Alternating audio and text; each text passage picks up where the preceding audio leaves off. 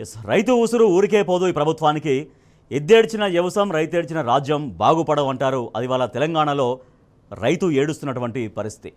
So ఇప్పటికే ప్రభుత్వం అనుసరిస్తున్నటువంటి రైతు వ్యతిరేక విధానాలతోటి అది రైతు భరోసా ఇస్తామన్న రైతు భరోసా ఇవ్వకపోవడంతో, రుణమాఫీ మొత్తం అందరికీ కాకపోవడంతో, ఇంకా బోనస్ విషయంలో బోగస్ చేయడంతో, ఇట్లా ఎన్నో రైతాంగానికి ఇవ్వాల్సినటువంటి అన్నీ కూడా రైతులకు ఎగవేతతోటి ఇప్పటికే రైతాంగం తీవ్రంగా ఇబ్బందులు పడుతున్నారు.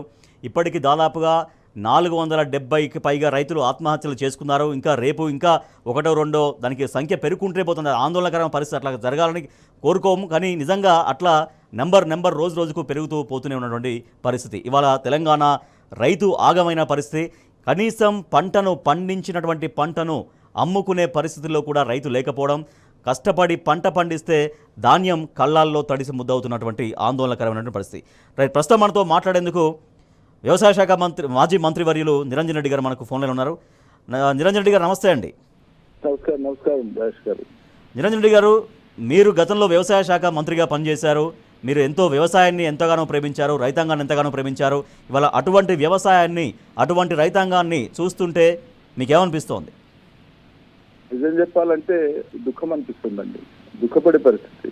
నిత్యం మనసు కలత చెందుతుంది, ఆందోళన కలుగుతుంటుంది. ఎట్లా ఉండేటువంటి వ్యవసాయాన్ని ఎట్లా కేసీఆర్ నాయకత్వాన్ని ఎట్లా తీసుకొచ్చిన వ్యవసాయ రంగాన్ని వీళ్ళు ఎట్లా కుదేలు చేసేసిరి, ఇట్లా కళ్ళ ముందే చూస్తూ ఉంటానంటే ఓ దిక్కు కరెంటు కష్టాలు, ఇంకో దిక్కు సాగునీటి కష్టాలు, ఇంకో దిక్కు ప్రభుత్వం రైతు బంధు ఎగ్గొట్టినా అది కూడా 4 ఎకరాల లోపే ఇస్తామని అందులో కూడా దాదాపు 10 లక్షల ఎకరాలు కుదించేసిన, రుణమాఫీ సగానికి ఎగ్గొట్టేసిన, గతంలో ప్రకటించిన బోనస్ ఇవ్వకపోయినా రైతులు తమ కష్టాన్ని తాము నమ్ముకొని యథావిధిగా తాము పంటలు పండిస్తానంటే ఒకవైపు ఏమో ప్రకృతి కన్నెర అకాల వర్షాలతో ధాన్యం దడుస్తూ ఉంది. రెండవ వైపేమో సకాలంలో ఏకకాలంలో అనేక కొనుగోలు కేంద్రాలు తెరవడం మూలంగా ధాన్యం వచ్చేటువంటి ధాన్యాన్ని వెనువెంటనే అక్కడి నుంచి తరలిస్తే, కళ్ళాల్లో ఆలస్యం జరగకుండా, జాప్యం జరగకుండా ఎప్పటికప్పుడు ధాన్యాన్ని తరలిస్తే రైతుకు ఇబ్బంది ఉండదు. ఇవాళ మండలానికి 1 లేదా 2 కొనుగోలు కేంద్రాలు మాత్రమే ఇప్పటికి ప్రారంభించినారు.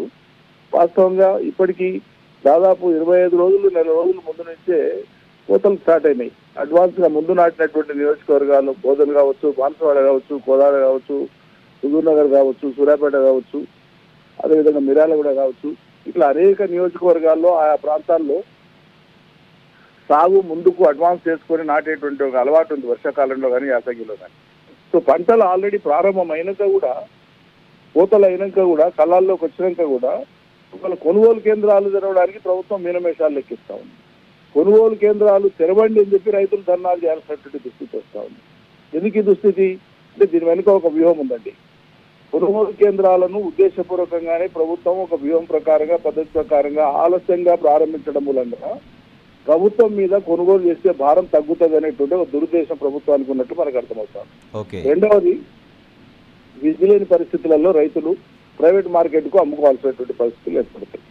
గతంలోనేమో మేము 7,000 పైచిలకు కొనుగోలు కేంద్రాలను ప్రారంభింపజేసి వాటిని కూడా ముమ్మరంగా ఎక్కడికక్కడ పిఎస్సిఎస్లు కానీ, మహిళా సంఘాలు కానీ, అదేవిధంగా మార్కెట్ యార్డ్స్ లో కానీ ఎక్కడ అవకాశం ఉంటే అక్కడ ప్రత్యేకంగా ఒక ఊరు యొక్క విస్తీర్ణాన్ని దృష్టిలో పెట్టుకొని, సాగు విస్తీర్ణాన్ని దృష్టిలో పెట్టుకొని అక్కడ ఒక గ్రామంలో 1000 ఎకరాలు ఉందా యాసంగిలో, లేదా వానకాలంలో, లేకపోతే 1500 ఎకరాలు ఉందా, ఒక ఊర్లో 2000 ఎకరాలు ఉందా, ఆ ఎకరాలను కూడా లెక్కేసుకొని ఎక్కడెక్కడ ఎన్ని కొనుగోలు కేంద్రాలు పడితే ఒక్కొక్క గ్రామంలో 3, 4, 5 కొనుగోలు కేంద్రాలు పెట్టినటువంటి సందర్భాలు ఉన్నాయి మా ప్రభుత్వ హయాంలో. అంటే రైతు ధాన్యం తీసుకొచ్చిన తర్వాత అకారణంగా అక్కడ జాప్యం జరగవద్దు. ఒకవేళ పచ్చికుంటే ఆరబోసుకోవడానికి కొంత వ్యవధి ఇచ్చి మళ్ళీ తూకం చేసుకోవాల్సిందే తప్ప జాప్యం చేసి రైతులు ఇబ్బంది పెట్టొద్దు అనేటువంటి ఉద్దేశంతో ఆనాడు మేము నడిపినాం. కానీ వాళ్ళ దురదృష్టవశాత్తు ఒకవైపు తడిచిపోతా ఉంటే ధాన్యం, తడిచిన ధాన్యాన్ని తీసుకోమని చెప్తున్నారు మిల్లర్లు. ఆనాడేమో రంగు మారినా సరే మేము ప్రభుత్వం మీద ఇంత భారం పడినా పర్లేదని చెప్పి ఆనాడు మేము కొన్నాం. రైతుకి ఇబ్బంది కావద్దు, ఎందుకంటే రైతు పంట పండించినాడు. రంగు మారడమో తడవడమో రైతు ఉద్దేశపూర్వకంగా చేసుకునేటువంటిది కాదు, ఆయన చేతిలో లేనటువంటిది.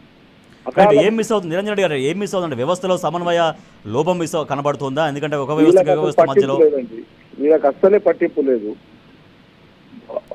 పెద్ద పెద్ద మాటలు చెప్పి ప్రజల్ని నమ్మించి వంచిరు తప్ప అధికారంలోకి వచ్చిరు తప్పిస్తే మాట నిలబెట్టుకోవాలనేటువంటి చిత్తశుద్ధి వాళ్ళకి ఎక్కడుందండి? ఎస్ ఎవరు ఏ మాట కట్టుబడి ఉన్నారు ఇవాళ ప్రభుత్వ పెద్దలు ప్రకటించినటువంటి వాళ్ళు? కరెంటు కానీ, సాగునీళ్లు కానీ, అదేవిధంగా వ్యవసాయానికి సంబంధించినటువంటి చేయూత కానీ ఈ ముగ్గురు మంత్రుల సమన్వయంతో రాష్ట్రంలో ఒక్కనాడన మీటింగ్ జరిగిందానండి? ఈ శాఖలు సమన్వయంతో ఒక్కనాడన పనిచేసినాయా? రైతులకు కరెంట్ ఇవ్వాల్సిన, సాగునీళ్ళు ఇవ్వాల్సిన, వ్యవసాయానికి సంబంధించినటువంటి ఇన్పుట్స్ ఇవన్నీ ఇచ్చేటువంటి క్రమంలో కానీ ఏం జరుగుతుందన్న దాని మీద ఎప్పుడైనా వీళ్ళు ఒకసారి సమిష్టిగా ఒక సమీక్ష చేసి ఎక్కడున్నాం, మనం రేపు ఎక్కడికి పోతున్నాం, ఎల్లుండి ఏం జరగాలన్న దాని మీద ఎవరన్నా ఒకరు మాట్లాడిన దానికి ఇంకొకరు మాట్లాడేదానికి పొంతనే ఉండదు కదా. రైట్. ఒకరొకటి ప్రకటిస్తే ఇంకోటి ప్రకటిస్తారు. ఒకరు సంపూర్ణం అయిపోయిందంటే మనం చూసినటువంటివన్నీ ఇవన్నీ మాట్లాడి అబాస్పాలైనారు. వాళ్ళు అబాస్పాలవుతారా, ఇంకా అప్రతిష్ట తెచ్చుకుంటారా వేరు విషయం, కానీ రైతుల ప్రాణాల మీదకి వస్తుంది కదా సమస్య అది. రైట్. అనేక కారణాలు చెప్పే వల్ల రైతుల యొక్క బలవన్మరణాలు మనం చూస్తూ ఉన్నాం. ఇందాక మీరు అన్నట్లు 470 ఎప్పుడో దాటిపోయింది సంఖ్య. చాలా చాలా దురదృష్టకరం, బాధాకరం. అవునండి. కేంద్రం పార్లమెంట్ లో ప్రకటించింది కేసీఆర్ గారి ప్రభుత్వం ఉన్ననాడు ఏమని, భారతదేశంలో ఆత్మహత్యలు గణనీయంగా తగ్గిపోయినటువంటి రాష్ట్రం తెలంగాణ. కానీ వాళ్ళ తెలంగాణలో జరుగుతున్నటువంటి రైతుల ఆత్మహత్యలను పత్రికలు ప్రతిరోజు ఆయన ఒక క్యాలెండర్ డేట్ లాగా, ప్రతిరోజు ఒక బాధ్యత లాగా తప్పని పరిస్థితి. ఈ స్థితి ఉందని చెప్పుకోవాల్సినటువంటి ఒక దుస్థితి ఏర్పడ్డది. ఇది ఎంత బాధాకరం. రైట్.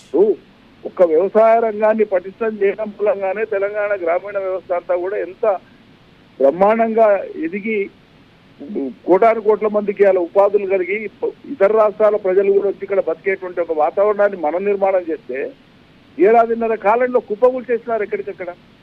రైట్. అంటే అన్ని సిద్ధంగా ఉన్న చోట కరెంటు 23,000 మెగావాట్ల సామర్థ్యం ఉన్నటువంటి కరెంటు అందుబాటులో పెట్టుకొని కరెంటు కష్టాలు ఏంటండి రాష్ట్రంలో? బ్రహ్మాండమైనటువంటి మంచినీటి సరఫరా సిస్టమ్ మిషన్ భగీరథను చేతికి అందిస్తే దాన్ని బ్రహ్మాండంగా అమల్లోకి తెచ్చినాక ప్రజలకు అలవాటు అయినాక ఇలా నీటి కష్టాలు ఎట్లా వస్తాయి, మంచినీటి కష్టాలు ఎట్లా వస్తాయి? రైట్. నిండుకుంటల కాళేశ్వరాన్ని పెట్టుకొని ఆ నీళ్ళ రైతులకి రైతులు ధర్నాలు చేయాల్సి వస్తుంది. మిగిలిపోయిన పనులు చేసుకోవడానికి, కాలువల మీద ఉన్న మిగిలిపోయిన పనులు చేసుకోవడానికి రైతులు చందాలు వేసుకొని స్వచ్ఛందంగా ముందరికి పోయి, హరీష్ రావు లాంటి వాళ్ళు ముందరికి పోయి ఆ నిలబడి పనులు చేయించాల్సి వస్తుంది. నోటికాడికి వచ్చినటువంటి పాలమూరు రంగారెడ్డి ప్రాజెక్టును 1.5 ముట్టుకోలేరు. జస్ట్ 3-4 నెలల పని 500-600 కోట్లు ఖర్చు పెట్టి ఉంటే ఈ పాటికి 12.5 లక్షల ఎకరాలకు సాగునీటి పాలమూరు కింద అందుబాటులోకి వచ్చేది. ఉద్దేశపూర్వకంగా చేస్తుందండి ఇవన్నీ కూడా. Right. Thank you so much. కారణంగా రైతాంగానికి ఊరేస్తుంది, అది సమస్య. Right. Thank you so much Niranjan Reddy గారు. సమయం తక్కువ ఉంది, దయచేసి ఏమనుకోవద్దు. ఉద్దేశపూర్వకంగానే రైతుల్ని ఇబ్బంది పెడుతోంది రాష్ట్ర ప్రభుత్వం అంటూ తీవ్రంగా ఆగ్రహం వ్యక్తం చేస్తున్నారు మాజీ వ్యవసాయ శాఖ మంత్రి నిరంజన్ రెడ్డి గారు.